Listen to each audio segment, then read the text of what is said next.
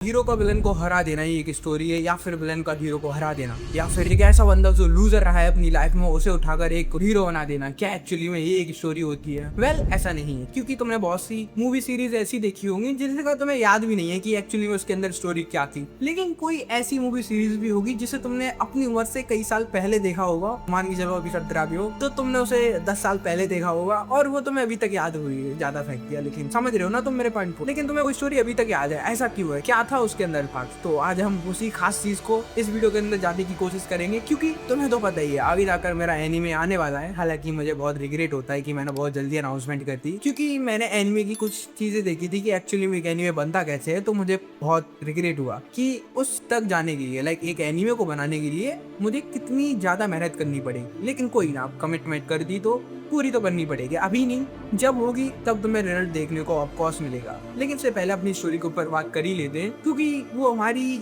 Anime का एक main asset रहने वाला है। जहाँ पर पहली हम चीज बात करते हैं कि एक्चुअली में ऑडियंस अपने स्टोरी के साथ कनेक्ट कैसे करती है, कैसे वो उस चीज के साथ रिलेट कर पाती है। तो वो है तुम्हें कैरेक्टर रिलेटेबल बनाने पड़े, और इसका बेटर एग्जांपल तुम पीटर पार्कर को ले सकते हो।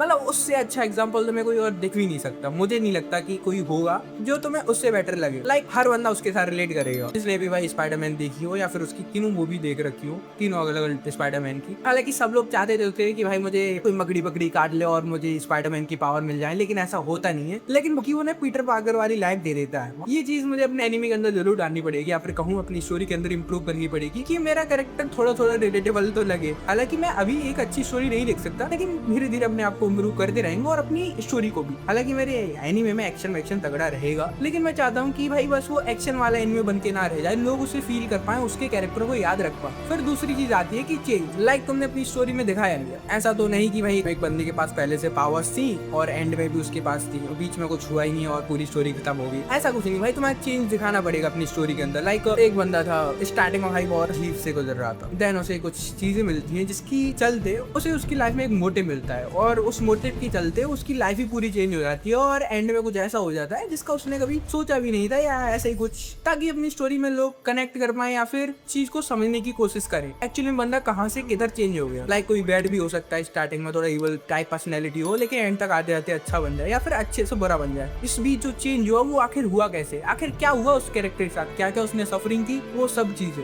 और यही एक स्टोरी को और बेटर स्टोरी बना सकती है। थर्ड चीज आती है तुम उस कैरेक्टर के साथ इमोशनली अटैच हो पाओ, तुम उसकी प्रॉब्लम को समझो, उसके साथ रिलेट करो, या फिर उसकी जो भी तकलीफें थी उस चीज को तुम समझ पाओ। आई होप मैं थोड़ा सा कॉम्प्लिकेट ना कर रहा हूँ, या फिर मुझे लग रहा है मैं उसे कॉम्प्लिकेटेड थोड़ा बहुत कर रहा हूँ, लेकिन तुम समझो।